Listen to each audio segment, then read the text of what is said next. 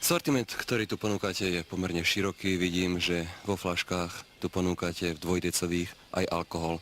Teraz ráno, keď je tesne po 6:00, keby som si chcel kúpiť alkohol, predáte mi ho? Až od 10:00 sa podáva alkohol u nás. A pivo? Pivo je B10. 12 máme fľaškov, ale až od 10:00 sa podáva.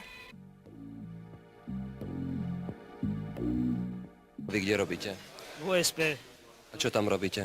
ako vodoinštalatér. A od ktorej máte pracovnú dobu, lebo teraz je 6:45, vy si tu popíjate pivo? Od 7 hodiny. A to stihnete? Hej, No a máte povolené si pred prácou dodať guráže, vypiť si nejaké to pivo?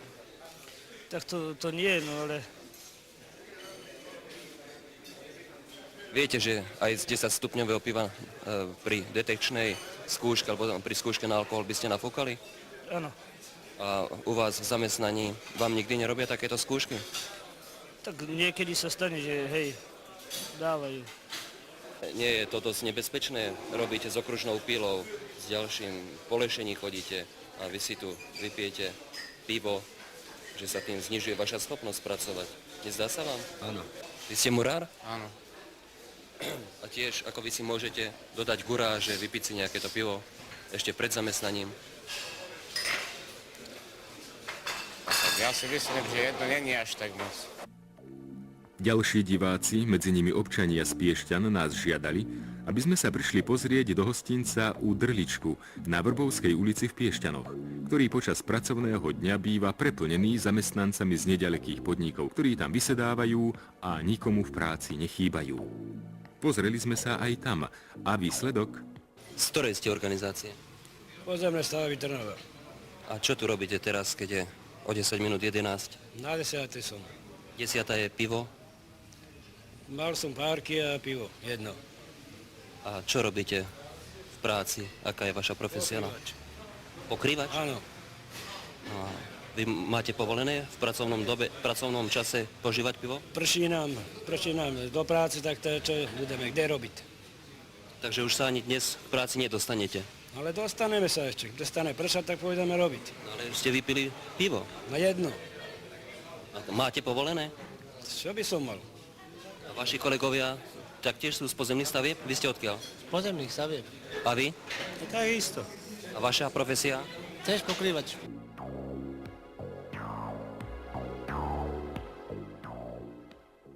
Súdruh námestník, pri dnešnej kontrole v pohostinstve sme našli viacerých vašich pracovníkov, ako si popíjali v pracovnom čase pivo a údajne boli akože na obede. Takže stará sa vaša organizácia o svojich zamestnancov, aby si mali možnosť zakúpiť stravu na 10. na obed? Naša organizácia v plnom rozsahu sa stará a zabezpečuje našim pracovníkom i na jednotlivých stavbách rozvozom stravu a majú možnosť si túto každý pracovník zakúpiť. No a čo sa týka požívania alkoholu, ten majú povolený, i keď len pivo? V našich zariadeniach na stavbách vo výdajnách je zakázané i pivo podávať, alkohol samozrejme tiež zakázaný a je možnosť si zakúpiť i len jediné občerstvujúce nápoje, ako je malinovka a podobne.